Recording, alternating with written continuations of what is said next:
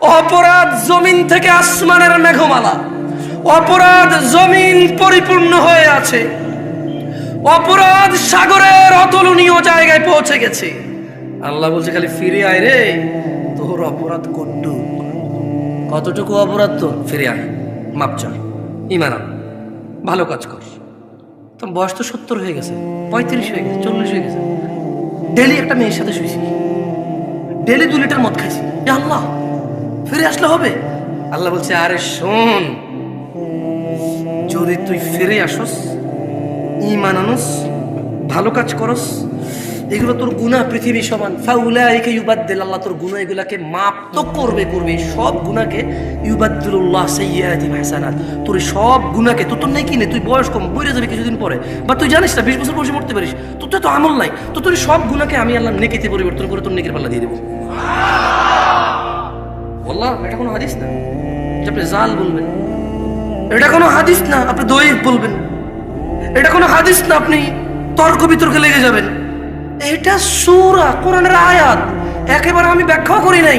আল্লাহ ইল্লা মান তাব, অতঃপর যে তওবা করে, ওয়া আমানা ঈমান আনে, ওয়া আমিলা আমালান সালিহা, ভালো কাজ করে, ফাউলাইকা ইউবাদদিলুল্লাহু সাইয়্যাতিহিম হাসানাত, আল্লাহ তার সকল গুনাহকে নেকিতে পরিবর্তন করবে।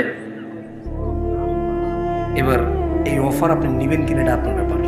তবে এই অফার পেতে হলে কি করতে হয়? প্রশ্ন তওবা কেমনে করে, প্রশ্ন তওবা কেমনে করে, গুনাহ কেমনে নেকিতে পরিবর্তন করব? শুধু মাপ না, এটি নেকি হয়ে যাবে।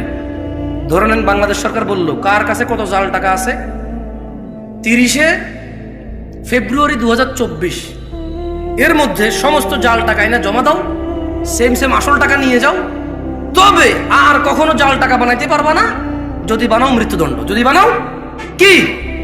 এখন এক লোক বলল যে এই যে বললো সমস্ত জাল টাকায় আসল টাকা দিবে, আমার কাছে 20,000 কোটি টাকা আছে জাল টাকা, ধরেন গভর্নমেন্ট বললো যে ডাজেন্ট ম্যাটার, যত আছে 20,000, 50,000, 1 লাখ কোটি টাকা থাক, ডাজেন্ট ম্যাটার, তবে আজকে এখানে জমা দিতে হবে, এই টাইমের ভিতরে জমা দিলে তোমার এই যত টাকা জাল আছে অত টাকার বিনিময়ে আসল টাকা দেবে সরকার, এবং এরপরে আর তোমাকে কি করবে, যদি এরপরে অপরাধ করো মৃত্যুদণ্ড, এরপর অপরাধ করো কি।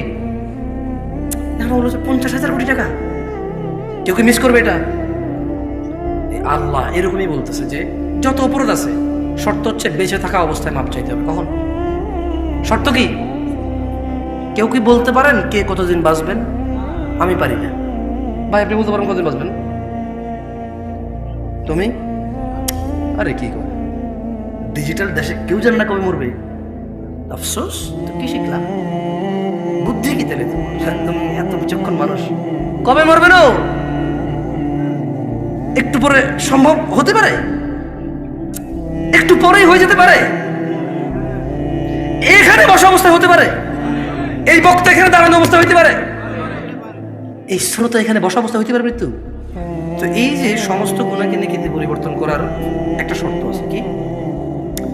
সবগুলা গুনাহ যা হয়ে গেছে এই এখন বলতে হবে, এখন আস্তাগফিরুল্লাহ, আল্লাহ আমাকে মাফ করেন, আমি আর কোনোদিন গুনাহ করব না।